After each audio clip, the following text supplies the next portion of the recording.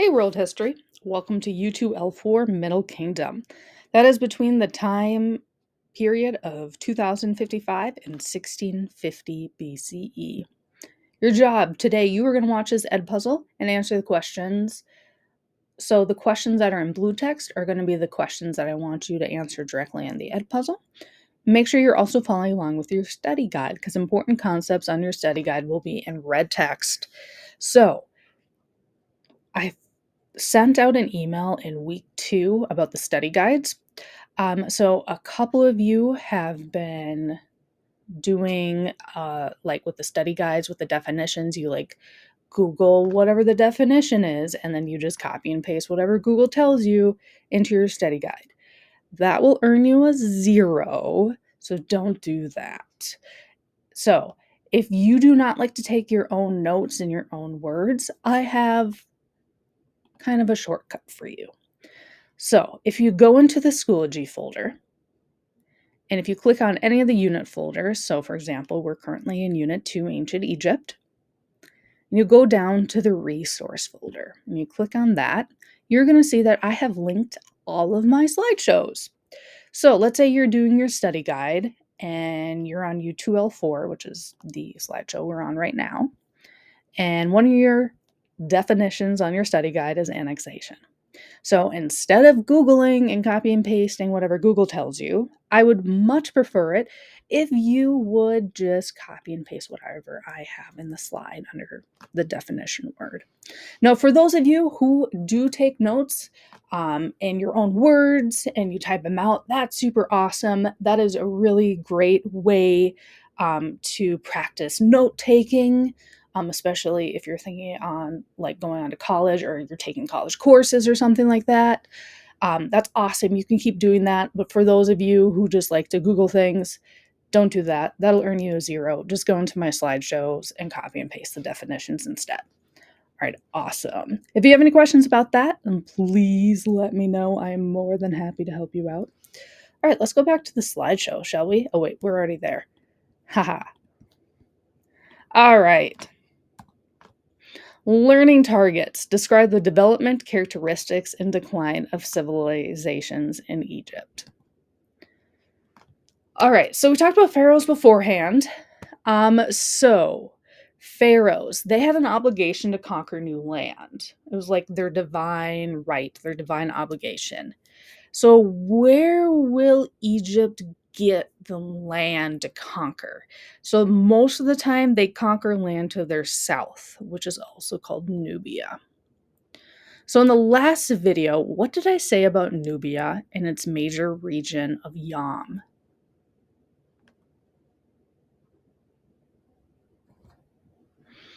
Yeah, we talked about some of the materials that were there. I think we talked about like frankincense and myrrh.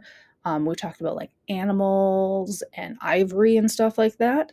So Nubia is the land south of Egypt. It is still on the Nile River. Present day, that would be the country of Sudan. And Yam was a major region of Nubia with all the desirable goods like gold and ivory. So again, here is that map that I showed you before. So up here, it would be like what ancient Egypt would be. And then down here would be Nubia, specifically more in this peach color area. That is where most of Nubia was. So here's a question for you. And just take your best guess, don't Google. What does annexation mean?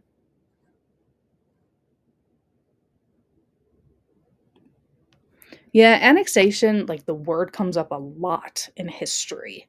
So, annexation is when a country takes over another country's territory using its military. And this can be any country. It can be from ancient Egypt, it could be modern day, it could be from World War I, World War II, things like that. It happens throughout history. But of course, we're specifically talking about ancient Egypt here.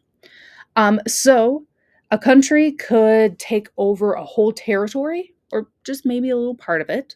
And it doesn't necessarily mean that those two countries are going into battle with each other. One country's army could simply just walk right in and claim the land as their own. It's not a great way to make friends, though, with other countries since, you're kind of stealing other countries' land. Um, but during annexation, typically forts are made to show military control of the new territory.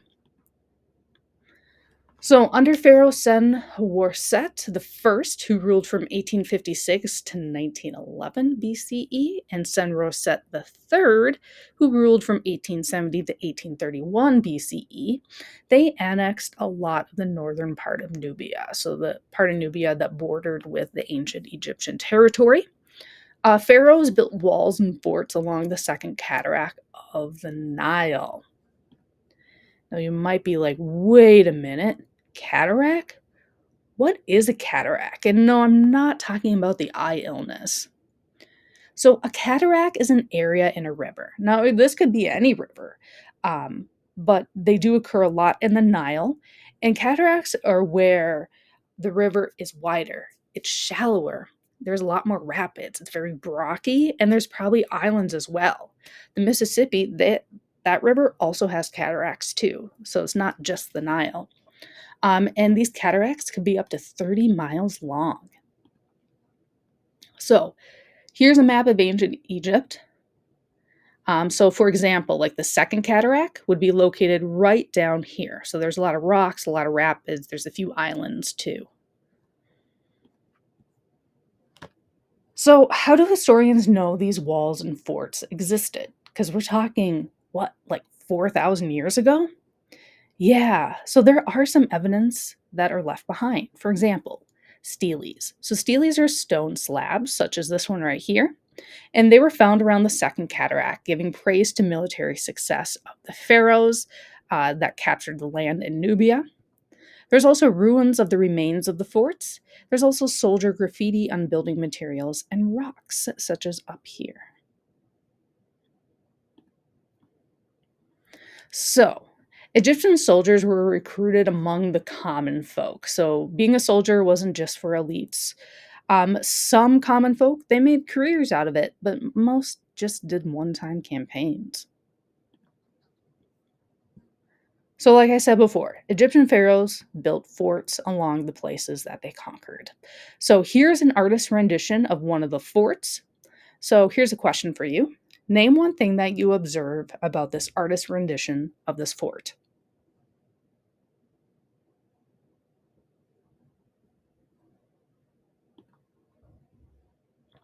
So, forts in Nubia, they were placed on the Nile and by trading roads.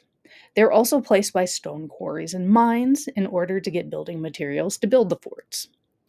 The forts included huge walls, ramparts, which are super fortified walls, ditches, bastions, which are walls that are at an angle. So if an archer is like up above, they could shoot an arrow in many directions. There's also fortified gates with drawbridges. And inside the forts, they had barracks, workshops, offices, and temples for the gods. So merchants from Nubia could not pass through the border without the Egyptian fort's permission.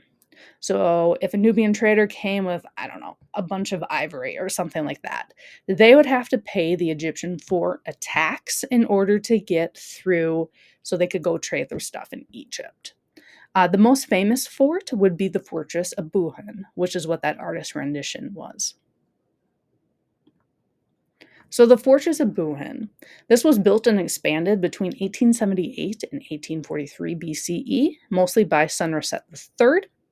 After the 13th dynasty, so about 1700 BCE, Egypt had a time period where its government was not super stable. So about 1700 BCE, Egypt lost political control of the foreign forts, including the fortress of Buhan. So here is a modern day picture of what is left of the fortress of Buhan. Just remember, this is what, like a little less than 4,000 years old?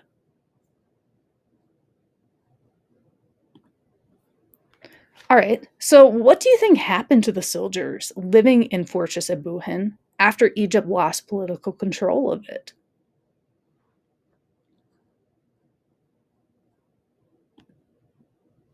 So after Egypt left Fortress of Buhan, soldiers, they actually turned the barracks into their homes. So where they raised their families. A lot of them actually stayed in Nubia, which would become problematic later on because eventually they would become rivals of Egypt. All right, so today we learned about characteristics of the Middle Kingdom, annexation, Forza Nuya, and Fortress of Buhan. Next up, you're going to do U2-L5 New Kingdom Ed Puzzle. In that Ed Puzzle, I am also going to explain what your Unit 2 summative is. And of course, if you have questions or comments, want to learn more, let me know. I am here to answer any questions you got. All right, thanks for watching. Bye.